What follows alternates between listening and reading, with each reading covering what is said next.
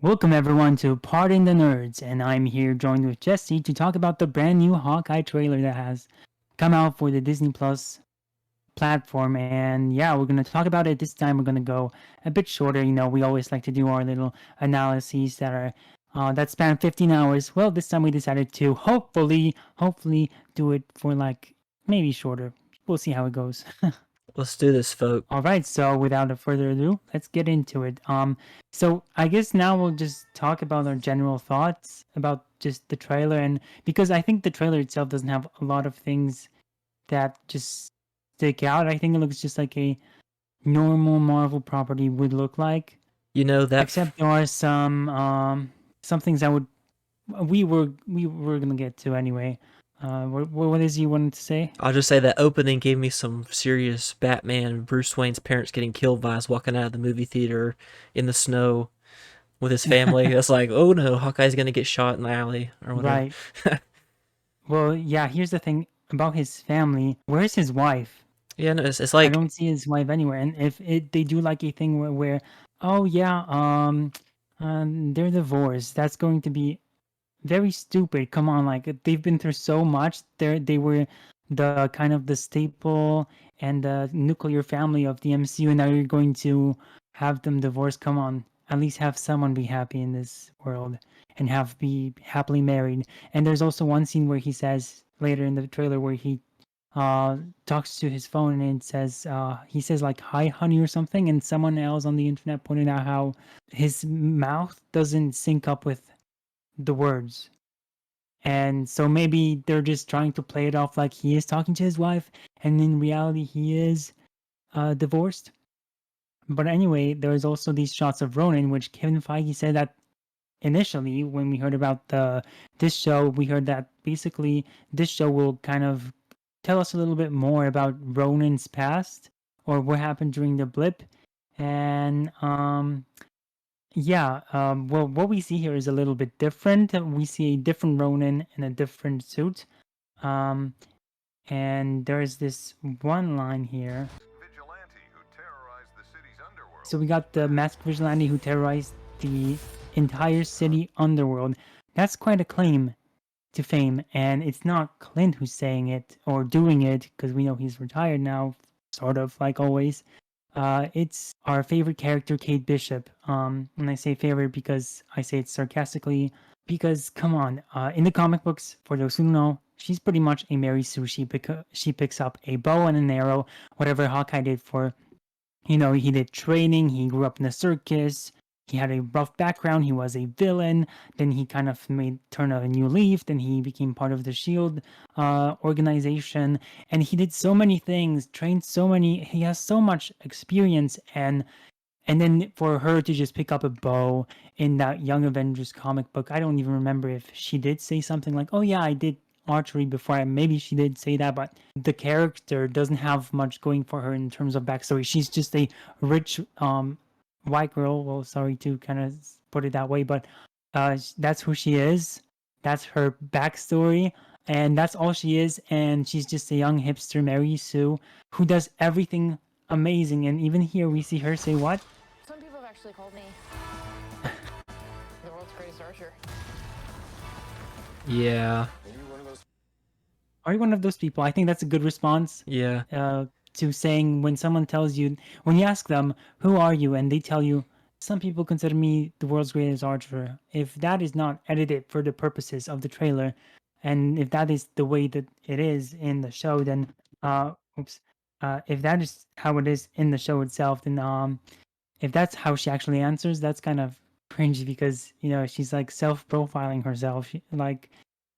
She's saying she's not saying, "Oh, I'm Kate Bishop. I'm a fan of yours."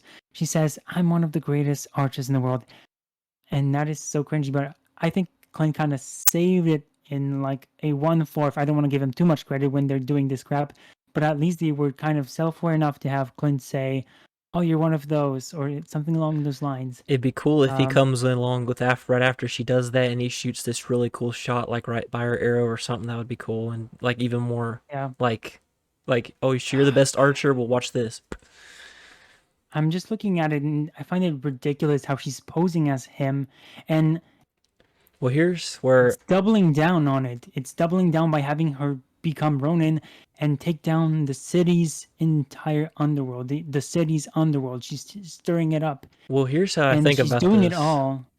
How can she fight and take them all down?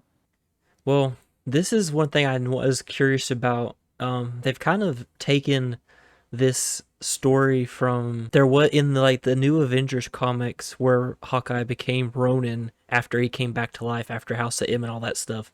There was someone else who was Ronin before, and it was Right? Maya Lopez Echo.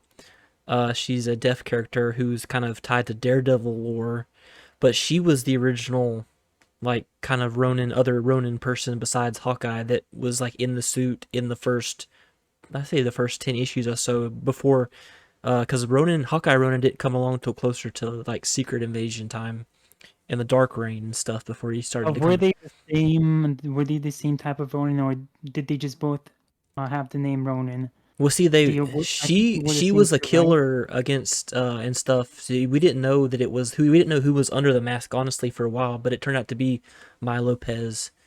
And I think I might have heard that she's somehow tied to this. I don't know if that's Oh confirmed yeah, or we not. see her in the trailer. Oh, she is in the trailer. Okay, well I didn't notice Yeah, we'll which see one. her. But I was just curious why they chose Kate to do that because of I'm familiar with that sort of Right, stuff. So right, right. Huh. Now do that you put it, it's actually making me, they always have these leftist spins. Well, one of them you could really turn against them, which is that you're taking a character's what should be Echo's storyline, you're giving it to Kate. yes, I don't You're know just taking how away everyone's clout.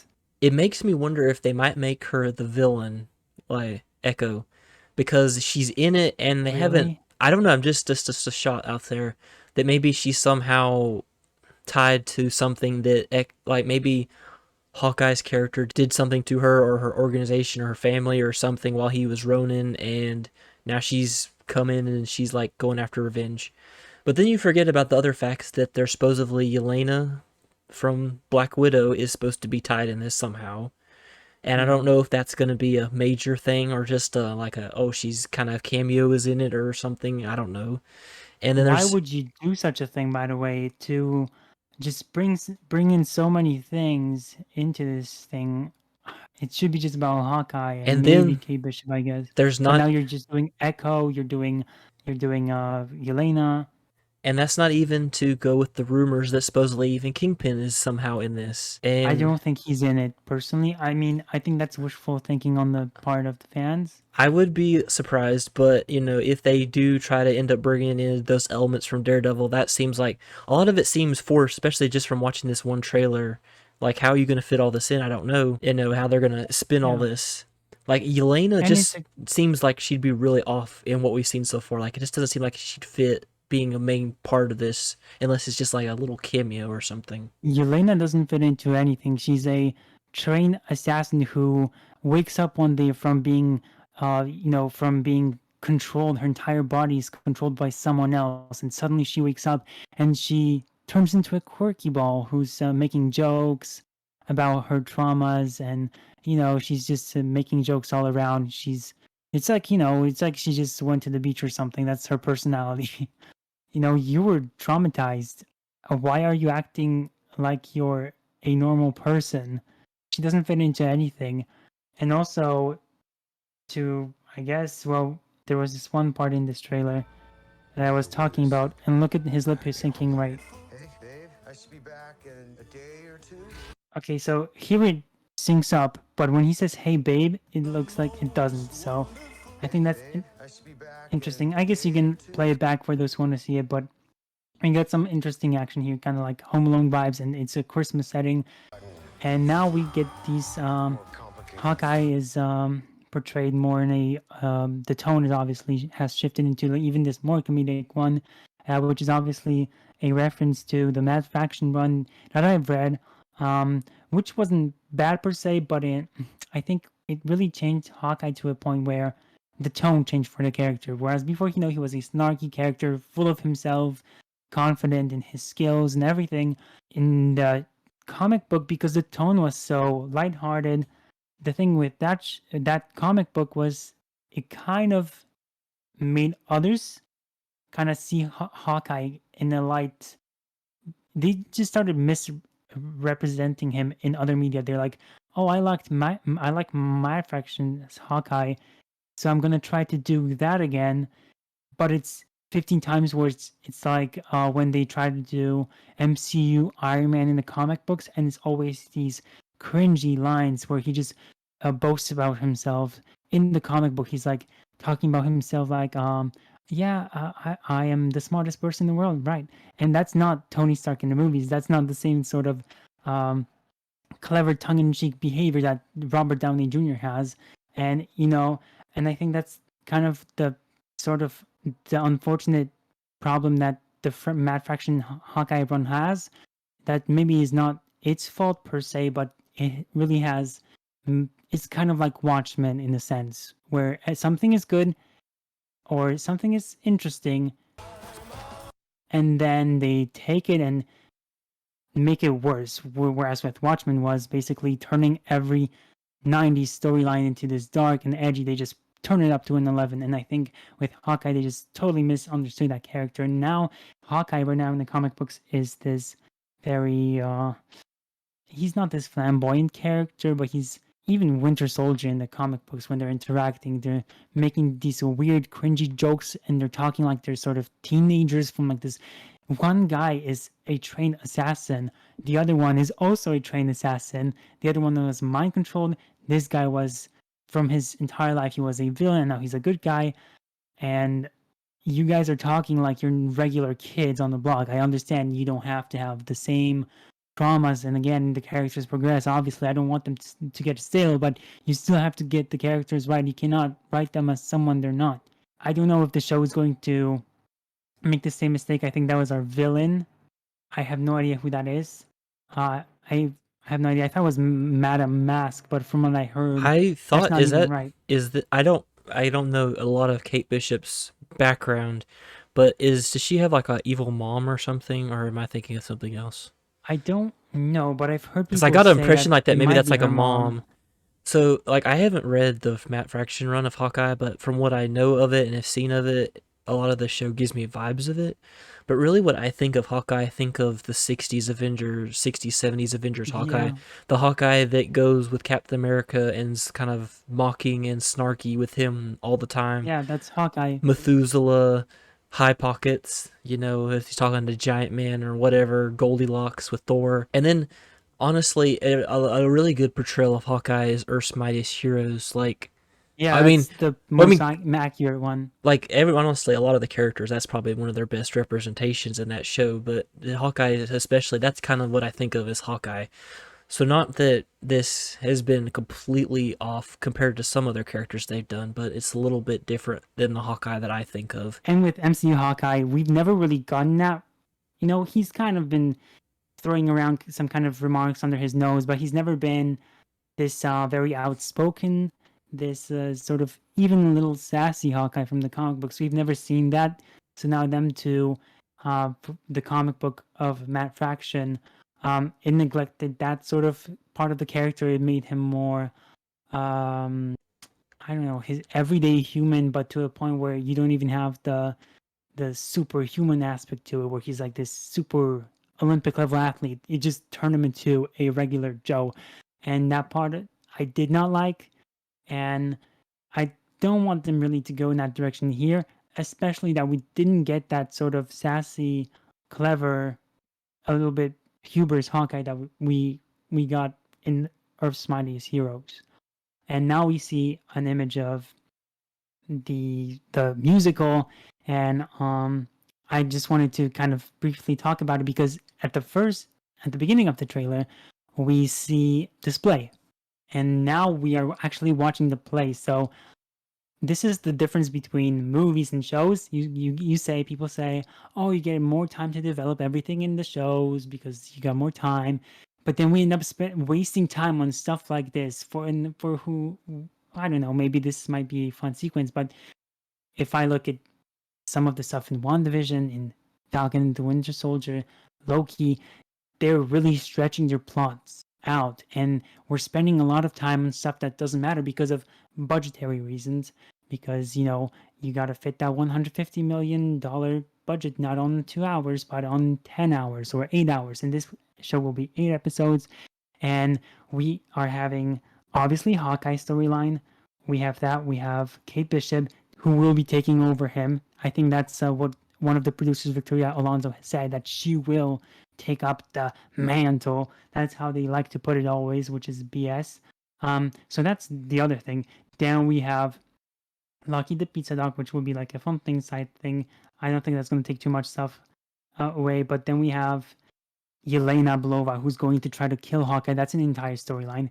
If they end up doing Kingpin, that's going to be like another thing. But I personally don't think they're doing that. But there's a lot of things happening here. And then there's the main villain itself. Then there's the holiday aspect. And you're going to have a lot of these. I think we're going to get, like we've seen, we're going to get these stretched out episodes that I don't like about these live action superhero shows, which is why I prefer cartoons of superheroes, because they always get the pace and they get it to work. Whereas with these, it's always slacking behind, and they're always spending way too much on one location, or they're doing something else that they shouldn't be doing. And that's what I think when I'm getting like, why are we watching this play? I think it's a fun little Easter egg to see a Rogers play. That was at the beginning of the trailer. That's cool. But why are we now watching this? And I think we're gonna get a lot of that here. Well, looking, So I was like, yeah, go I ahead. thinking, so I was just thinking like about the overall trailer. Like the trailer looks all right, but I know that can be very misleading, especially after other things where they kind of pull you in thinking one thing and it not be that way. So this looks like Hawkeye's in a lot of it, and it's a lot of just kind of, it seems like a fun show with Hawkeye going around doing stuff, as we see, getting into trouble, doing, all sorts of stuff. And Kate Bishop kind of is pulled in. And I feel like if they go the route where like Kate Bishop, if like some of these scenes she seems like she's not super experienced, even though that she has that line obviously that she's like, the best archer ever. Well, she's doing a pretty good job of fighting. Yeah.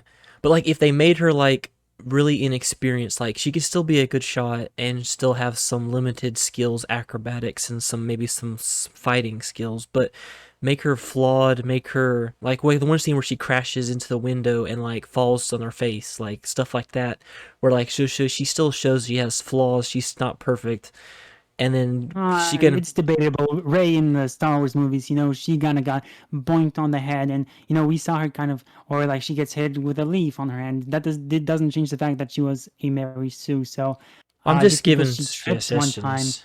I think, yeah, totally. But I'm just adding another suggestion that I don't think that it's a clear cut, especially that we see her do these things. And I think, yeah, all the things you said about how, oh yeah, it looks fun because, you get this awesome Christmas tone. They're doing all this crazy stuff, all these crazy explosions, but they're still injecting this stuff where, oh yeah, Kate is here and she has to show everyone that she is actually going to take over, and you're getting your mandate in there, whether it be political or even just like artificial plot story that you want to do for Young Avengers. Yeah, I mean my problem is that we've seen that they can, like say with Loki, where they can show one thing in the trailer and it's completely different tone, completely different things that happen in the TV show, because we see a lot of Hawkeye in this, and we see a lot of stuff with him doing, like I mentioned, all the stuff he's doing. But will that be what we actually get in the show is where I wonder, because if it is kind of like what we're seeing here, then I think it looks pretty good for what just from the trailer. But as we know, we can't always just judge it based on a trailer. I'm judging it off the trailer, and I think it is. Once you've introduced Kate Bishop and you're showing her doing that stuff, I think you've already crossed the line, because I know where it's going somewhere else now. But they can always prove me wrong. I think this is one of the only TV shows from Disney that I'm still somewhat invested in, because I like the Hawkeye character a lot, and from the comic book. So I have that there, but I expect him to get ruined. I think by now in that phase 4. this show depends on how they handle Kate Bishop. If they could handle Kate Bishop right, then I think that it'll be an alright show. But like if they try to do some of the things that they've done in the past with these bringing in these new characters, then that might be its downfall. But if they can figure it out and get her right and how they introduce her and how they use her, then it could be a good show. All right. So I think you summed it up pretty well. So thank you guys for watching. Make sure to like, subscribe, and to comment down below all your thoughts below if you agree with us or if you think we're crazy to even suggest such a thing about your beloved, or I guess someone else's beloved Kate Bishop. Always make sure to voice your opinion. And with all that said and do, make sure to always pardon the nerds.